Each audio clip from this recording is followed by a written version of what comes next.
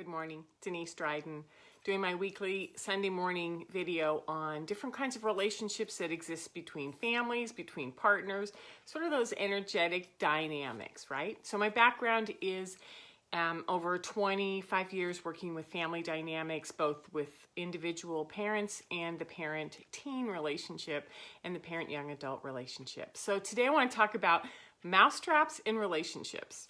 And Mousetraps just kept coming up and tapping me on the shoulder all week long. I'm like, mousetrap, really? So what it is basically is how we get ourselves into these sort of cat and mouse power struggles between relationships where I think there's something going on. I want to catch you at something going on, and we're going to play this little game, right? So it usually happens when something's triggered us. And it's triggered us in the way of like, it might be that you caught someone in a lie. It might be that the grades came in and you're looking at your kid going, I don't get it. Where are all these assignments? It could be a sudden change in pattern, sort of reclusing, going to the room, not wanting to talk, no eye contact. Or it could be when something really big comes out and you don't know what to do, like a really big, ugly truth. So what we have to do is choose, how am I going to address this? What am I going to do when that happens? And so the thing is that what happens is our nervous system gets activated. It's like our entire system goes, and then we are in high activation. Our parasympathetic and sympathetic is activated, and we start to sort of go, I need to do something. I need to do something. So there's heightened tension, there's fear, there's worry, there's control. And so what we do is we start to look around like, I don't know what's going on in my body, but I need proof. I need something to show me that this is either true or not true. And we become these hyper-vigilant data seekers, information seekers, proof seekers, right? Because we want to focus on catching, like how many assignments did he really miss? How big is this lie? How big is this, so that I can sort of start to brace my body for all that is coming, right? So that we can see what's really true or it was nothing, right? So I'm going to date myself, of course, baby boomers. We got this game, I think it was designed in 1963. It was called Mousetrap. And it was this board game where, you rolled the dice and you got a mouse and you played around the game. And then as you won things, you got to build this entire structure that was going to trap the mouse, hopefully the mouse from the other team, the other player, and take them out of the game. And you got cheese as you went along as a reward, and you got to barter with cheese. So, we played it, and it's one of those things where like 3 times you play it, you're like, done, that was cool. But this idea, and then also just sort of the little for what it's worth, lived in Montana in a place that was in a fairly uninsulated, not great facility, and it had a lot of mice in the winter, and it was kind of like pitter patter, scrubble, you could hear them at night, and it was, it was kind of like tense in or relax into it, try to catch them, try not to catch them. And so, mousetraps seem to be the great analogy for this kind of energy. So basically, when we get activated, when our system goes into zhong, we want to win, we want to catch, we want to collect information, we want to manage. It's like that doer in us needs to know what's going on, right? So we do this so that we can, we do this so we think that our body is going to actually relax. It's going to relax and we're going to be okay. But what we don't understand is that we're in this cycle where we're gathering and we're gathering and we're wondering and we're wondering. So what happens is that we're dealing with a team, we're dealing with a partner, we're dealing with a larger timeline, and it takes all of our focus, all of our energy to try to figure out, is this true? Is this real? What am I going to do about this? Okay? And so this little cycle isn't as easy to get out of as we would hope to, because there's usually an event, right? There's an event, there's a symptom, and then our fixer, our manager, our, make it go away, this can't be happening, steps in, and we develop all of these strategies. And these strategies are based on what we know, what our parents taught us, what we experienced from our friends, and our, it's sort of like a combination of everything that we've ever known before starts to kick in. And anyone who's participated in a teen who's strong-willed, wants to push the edges, and doesn't like going to school knows that there's this little like, what do I do to motivate him or her? What do I do to implement consequences? What do I do to get down to the real honest issues of what's going on? Or, you know, let's take it outside of the teen scenario and put it into a marriage or a partnership or a close friendship when someone's lying. And the truth isn't coming out, and that person doesn't want the truth to come out, and you're kind of like, yeah, but what about this? And then what about this? And then your mind engages, and you get into the power struggle where you ask, you explore, you declare, this is what I need, and then they dodge. And so it's like, this is what I need, and they dodge around. These are the consequences, they sneak out the window. You know, like, these are the kind of things that just start to wear and tear on you. So when this game begins, you know, what we want to pay attention to is that we're doing things like we're manipulating. We're trying to do cause and effect. What if I do this, then they will do that. And so most of us have a very strong manipulation component. And we go, well, if I do this, then that will happen. And so we're sort of charting out what it is, right? We impose an agenda. We set markers, and they either work or they fail. You know, we determine the agenda of how this is going to unfold over the next few weeks, if it's school related, over the next few months, if it's relationship, or the next few hours. And we impose our solutions, our conditioning, and our programs onto the situation, and we try to fix it. And you know, we use rewards. We use cheese to entice, you know, car keys, cell phone time, sex, if it's a relationship. You know, there's all these ways where it's kind of like, what do I need to do to help this person stop doing what they're doing and to trust me and partner with me, or to get out of this power struggle? Because you're in a game of dueling intelligences and willpowers, and it's not working. So here's the thing. When something changes, and I love this card. This is the 5 of discs. It's out of the Crowley deck. And it has it's a 5-pointed star, and it's what happens when we tip it upside down, because this is discs. This is in the physical world, and it's when something sort of spins us. So, you know, the 5 of discs, the name of the card is worry. It's like when I start to worry, when I start to tip. And what I love is that Gerd Ziegler, who wrote a book on this deck of cards, laid out what each of these little 5 symbols means. And it was sort of interesting, because the first one is that, you know, we just block it out. We go into denial, we check out, and it's like, we're numb, can't deal with this, I don't care, I'm going to drink, I'm going to watch TV, I'm going to just, you know, pretend like I don't know what's happening. The second thing is when the mind starts to perseverate, and it's like, well, what if it's this? What if it's this? And then if it's this, what do I do? And then the mind starts spinning so fast that we don't know quite how to stop that speed, right? I like that. That's called sort of the trauma mind. The third thing is when we have this sort of rocking from our deep subconscious, which is like, this is big. You need to pay attention to this. This is bigger than you think it is. And you're like, no. And it's like, yes. And it's like, oh, it's your sacral. It is your inner wisdom. And it is telling you something is up. And you are kind of like reluctant, okay?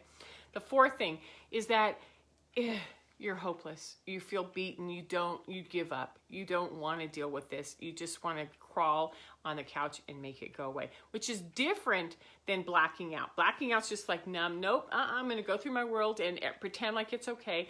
Hopeless is where we go into those deep, deep parts of depression, which I don't know what to do. I don't even know how to start this, right? And then the fifth one, which is when your intuition or your inner wisdom is going like, do something, come on, do something. You have to do something. Tap, tap, tap, do something, do something. And so there's this inner pressure which is different than the sacral going like, pay attention, there's something going on. There's this other part that's like, you have to do something, you have to do something, you have to do something. And you feel like, I don't know what to do. And so, this is what happens when we get stuck and we don't know how to make a choice. And when we get involved in these power struggles, usually one of these sets in where we're really worried about what's going on, but we don't know whether to give up, to deny it, to act on our instincts, to listen to that voice that's like admonishing us, right? And pushing. Let's see. So we do things. We do things to distract. We do things to solicit advice. We do things to whine. We play the victim. I can't believe he did this again. I got to the point where when I was struggling in my relationship that I had friends who were like, we could do anything but talk about him, right? I was like, yeah, that's right. That's where I'm at. Dang. And we jump around and we distract with activities and money and shopping, and we can even distract with substances. We are in the practice of doing. If we know how to do something, we at least feel like we're productive, but we're spinning. And so, it's kind of like moving the pieces around on a game. I don't know what to do, but I'm in activity. So we run our energy down, and whether it's low energy that gets lower or high energy that gets going, it's trauma, and it gets tighter and tighter, and it holds us firmer and firmer and firmer in our bodies. Okay? So we take action. We work with, we work on it in ways we know how to. I spent the last 25 years providing support for parents who this got so big, so fast, or so, over such a long time that there was this period of time where quickly they had to make a decision.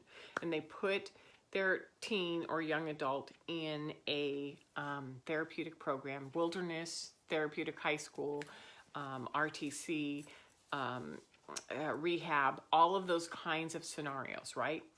And what I noticed was that that level of clenching and trauma was really hard to unwind out of a parent after that decision. It didn't go away once they were there because they were still in that, you don't know how many months or years I've been playing cat or mouse with this kid, trying to figure out and problem solve with them. So, what happens when they build up to the decision of facing that truth? That truth is, oh no, he's graduated into heroin. Oh no, we've actually destroyed 3 semesters. Oh no, he's been hiding the lie that my partner's been cheating on me. And he's devastated and he's been self-medicating. Where the parents are numb and they're traumatized. And then, in order to address, what do we do now? The first thing we have to do is neutralize that trauma grip that's been on, because they've been playing this mouse game, cat and mouse, the whole time. So, we can apply this to a teen being in placement. We can apply this to divorce or a breakup. We can apply this to, having your company let you go without any warning. And we can apply this to when really big information comes out and we're like, oh no, I don't know what to do with this. And so what we know is that when we don't know what to do, we go in and we grip first, or we just become completely helpless. So we've been trying to stay ahead of the game, the information, the truth, the real issues. And then then we start to get into the minutia, which is, what did I miss? What did I miss? What if I do this? What if I do that? I'll read this book. I'll talk to this person. And so this contraction continues, okay? So when we look at ways to get out of this, we are in our protector mode. We're micromanaging, we're researching, we're strategizing, we're moving things around. And it works sometimes, but it doesn't help us uncoil and relax. So I know we're really coming up on time here, but I want you to take your hand. I want you to put it into a fist, and to the point where you could actually feel your fingernails going into your hand. And just keep tightening it. And while I'm talking, keep tightening it.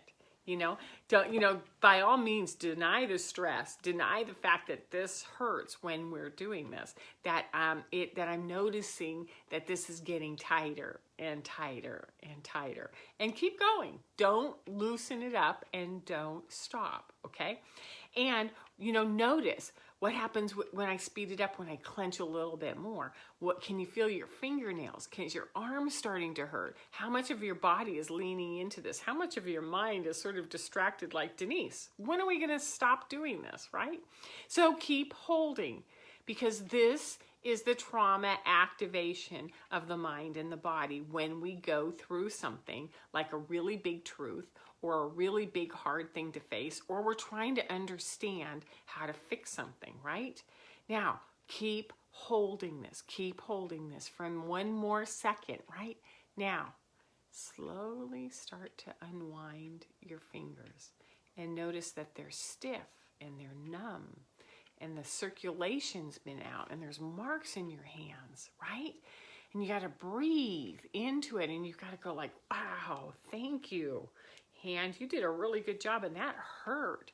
And you want to give it some love and you want to give it some compassion because you just finally released it from something. And this is what we do, is that we have to sort of find a way to release it and open it and break the pattern of clenching and give it some love and some compassion here, right? So what really works best is when we're in a clear, calm, compassionate place where a real conversation or a real communication can take place between you and the people or the issue that you're addressing, which is, what are you noticing? What are you feeling? What do you see, so that you can flip this pattern? So some of the honesty might look like, I have been trying to catch you at something and it's exhausting. So I just really want to have an honest conversation with you about what's going on, and you know, come talk to me when you're ready, or can we talk about it now, right?